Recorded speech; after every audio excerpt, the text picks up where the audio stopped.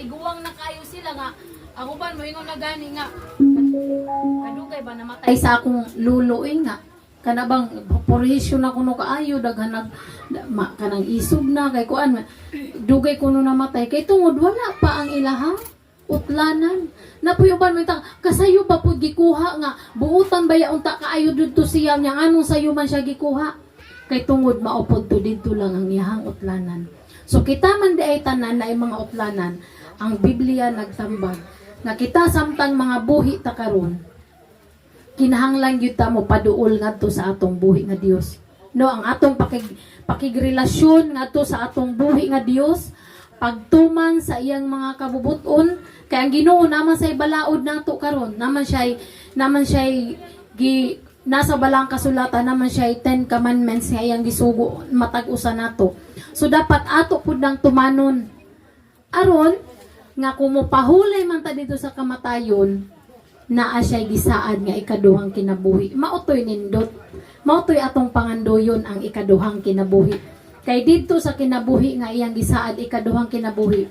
Lunlun kalipay wala nay mga kasakit o kagulanan. Lunlun kalipay ang atong matagamtaman. So I hope nining kagabhion sa atong pagpamalandong. Mautoy atong pangandoyon ang ikaduhang kinabuhi.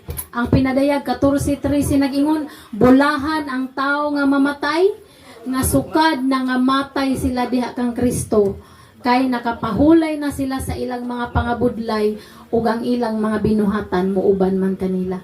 So biblically speaking mga kaigsunan, mga kaigalaan, way laing muuban nato panahon sa kamatayon ang ato radyong mga binuhatan. Wa jud niingon dito nga ang atong mga bahandi nga natigom, ang atong mga unsa man ang atong mga propesyon nga naangkon ning yutaa, unsa man ta ka madunggano ni ining kalibutana, wa jud niingon nga muuban tos kamatayon ang ato radyong binuhatan. Ang mga bulawan og salapi wala.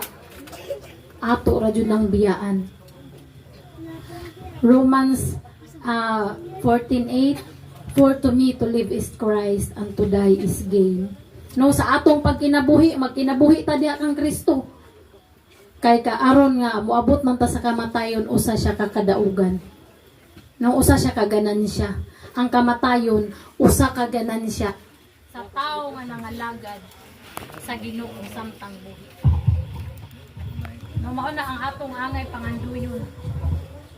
Kinabuhi walay katapusan. Tungod sa pagpuma sa Dios, iyang ang utong anak. Humano Praise Jesus. So ini kagabihon ang mubo nga pagpamalandong. Akong paghinaot, nakitang tanan mapag-usa, ato panganduyon ang ikaduhang kinabuhi nga gihatag sa Ginoo. Mayong gabi. So karon mo ato ta sa atong viewing. Atong tanaw ng ilang mga kagahapon. Iksi lang kasi. Samtang ilang ikaoban. Iksi lang. Sayang. Teresita. Masyadong maiksi. No, so atong makita ang ilang mga memories. Dapat binabaan niya kasi.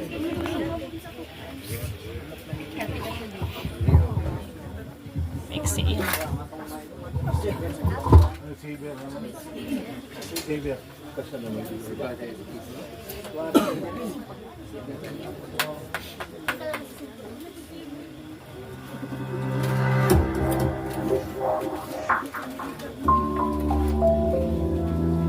Ilang minutes nga na yan, Jay? 3? 4 minutes lang. Maiksi, di ba?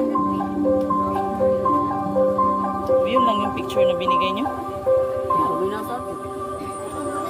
Siya lang Facebook kung wala ka to.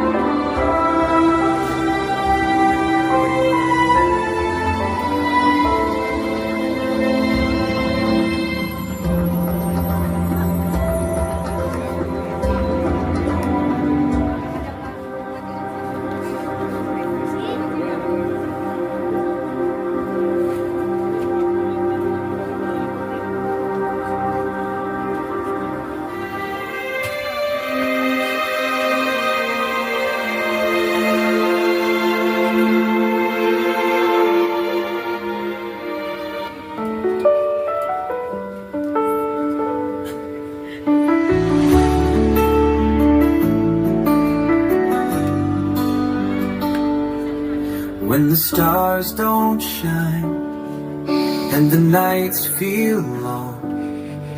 You're the light that keeps me holding on. In a world so wide, you're my only place.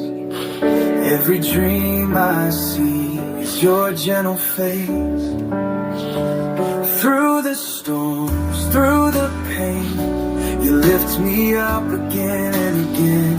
You're my calm, you're my fight, you're my every deep desire. You are everything to me, more than words could ever be. You're the air I breathe, the song I sing, the reason for my everything. You're the heart inside my soul, the one who makes me whole. You are everything to me. Every step I take, I feel you near, like a whisper only I can hear. Din na siya ako kaling wala din ako ug maayo na siya. Iya sa naghigda ug naaya siya iyang nanay siya normal diha nagkulito ni sayang kapi mari. Ako siya gisampit dayon na gusto na. Halos di siya makatingog. Ako lang pero tingayuna. Niya wa ko na nga pag-abot og pila ka semana ibalik na po siya og Cebu. Nagto kay ambot kahapon siya ako na pangutanan nila ni kay mura og kundo na gad siya gimunga ri wa may doktor nga ri mayo man dito nga naiya bation siya lawas nga sakit na may doktor dali siya ma-pick up mo to nga mao hinungdan niya ni balik siya og ya abdan og pipila ka adlaw si mana ba to nakabalita na pud ko karo nakabalik na pud ko sa gumikan sa mga cellphone. Labi na si Merly nga gikan sa kan Merly nagmonitor si Merly kanunay niya igin post niya nga ni sa aton lugar ang iyan na sinati ngadto sa ospital kan mahitungod ni Sita. Masakit kayo ang ipamong ni Merly nga si Inday to Sita mura og naglisod sa iya gusog sa cellphone. Ya makita mo kung si Sita dito nga mura nag kayo siya makaihok ba. Ang talang tao siguro din ay nuklog. Labi na din nga mga iyas, mga silingan, mga partidos. Kay murag nakabalita po lang kung ito niya ngay kayo na nga murag muulit na po. Murag lisod man kayo nga makita nato sa cellphone ba. Kuha na ko sa kasabutan ito nga muuli. Si Teresita ko na murag di mo sugot na muuli. Kaya siya ipamina siguro nga. Ay, good siya nga kuha na og doktor itong nangigtos ko. Pero nakasabot na ko na uban yan siya naglisod na kayo no. Muli ako na sinati anak. Paana, nahangtod siya, nawad ang pinabuhi. Manghinaot lamang ako sa ni Teresita na lawaton ng siya nga sa atong labaw ng Ginoo sa langit nga at doon siya sa gingharian sa Ginoo. Kaya ako sa ngalan ko ng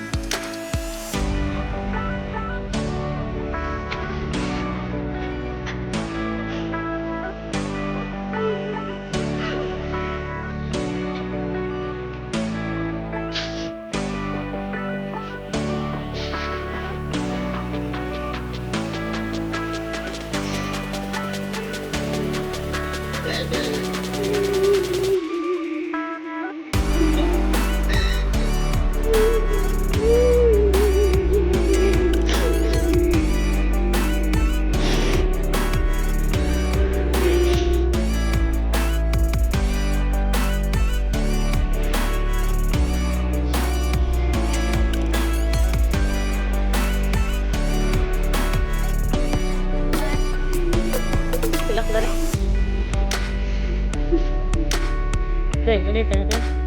Ada sila nga da. Iharap lang. Dito, tutok mo. Wait, baba mo lang. Ada kasi sila nga da.